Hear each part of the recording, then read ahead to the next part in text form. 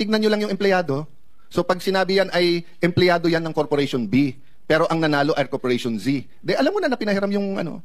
Di ba, wag na natin paghirapan yung ating sarili. No? But, Mr. Chairman, I'll stop there because I know magti 3 o'clock na. But I'd like to submit this and I'd like to ask the DPWH, can you submit the comprehensive yung paggamit ng EAW?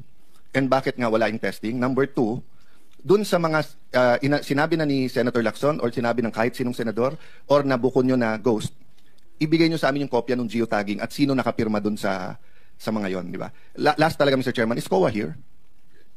Yes. So, ma'am, dun sa mga may ghost na nabayaran, are we also looking already into sinong auditor doon? Opo, Your Honor. Okay. So I'll stop there, but can you brief us on that? And same naman na sinabi ko, no? Na if the BIR is proactive, the customs is proactive, alam naman natin yung top 10 na at least perception-wise tingin ng tao corrupt. So double, triple time tayo doon. But you're doing something internally na rin, no, ma'am? Meron po. Meron na rin, ma'am. Okay. Thank you, Mr. Chairman. Thank you. You have 30 minutes. Salamat, Mr. Chair. No, 30 seconds. Ay, 2:14. Sige, kahit 1 minute, Mr. Chair, kasi sabi nyo sa amin kanina, opo, hanggang 2:15 lamang po. Opo, salamat, Mr. Chair. Ang huling tanong ko po para ngayong araw sa MMDA. Sino po yung, yes, sir, Sir Attorney Artes.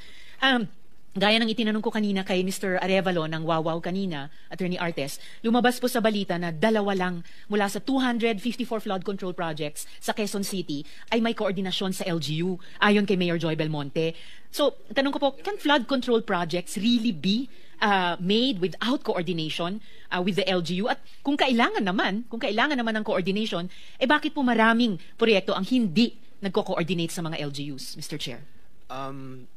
Una po, I cannot answer on behalf of DPWH dahil yung pong 2 projects po na yan ay hindi po under ng MMDA. Ang nag-i-implement po niyan ay DPWH, Senator Risa, Mr. Chair.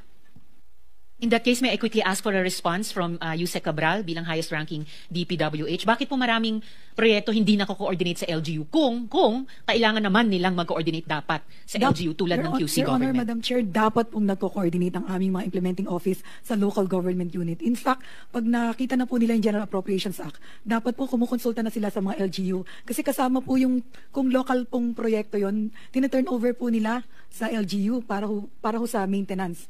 Kung mga local road, mga multipurpose building. So, kailangan po talaga yung koordinasyon. Ang presumption po ng central office, kapag ka po nagpatupad kayo, kasi kailangan po yung mga permit yata. Permit, sa probinsya po, permit to quarry pa yung mga iba. So, alam ko po may koordinasyon. Sa Metro Manila po, andito naman po yung regional director namin. Dapat po, mandato po sila na mag-coordinate sa local government unit. Kung dapat po, bakit hindi ginagawa? In the case of QC, 1% lang sa flood control projects ang kino-ordinate kina Mayor Joy sa Quezon City Siguro Hall. po, Madam Chair, kailangan natin tanungin kung bakit ang implementing office